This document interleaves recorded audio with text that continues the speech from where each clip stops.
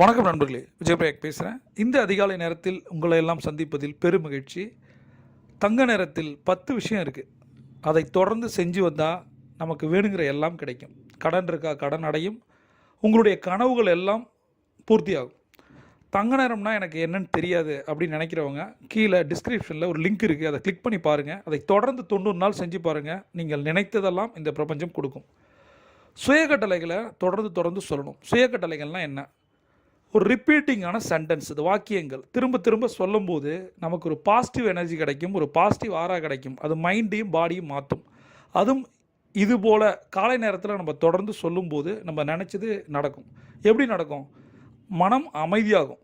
சரியா? அந்த தங்க நேரம் பண்ணிவிட்டு அதில் இந்த சுயக்கட்டளைகளை தொடர்ந்து 3 முறை சொல்லும்போது மனசு அமைதியாகுது. அதிகாலை நேரத்தில் இந்த பிரபஞ்ச கதிர்கள் நம்மளை நோக்கி வரும்போது நம்மளால் யோசிக்க முடியும். அந்த யோசிப்பு திறன் உங்களுக்கு நினச்சதெல்லாம் கொண்டு வந்து கொடுக்கும். இதை தொடர்ந்து செஞ்சு பாருங்கள்.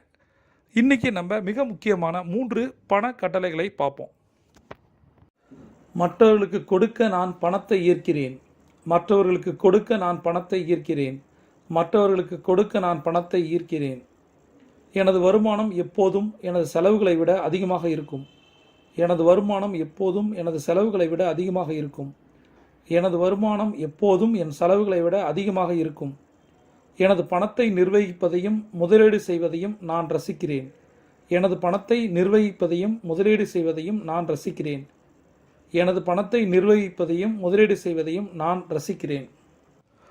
தொடர்ந்து இந்த சுய கட்டளைகளை 3 தடவை சொல்லணும். 8 முறை எழுதணும்.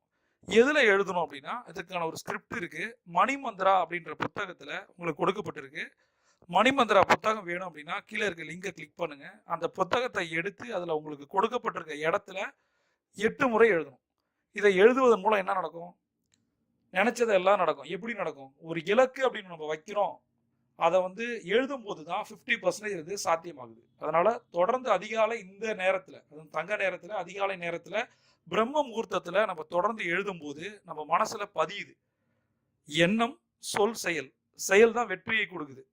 இதை தொடர்ந்து பண்ணி பாருங்க. ஏதாவது டவுட் இருந்தால் கமெண்ட்ல கேளுங்க. பிரபஞ்சம் குட்டித்தர காத்திருக்கு. நீங்க ஒரு champion. See you on top.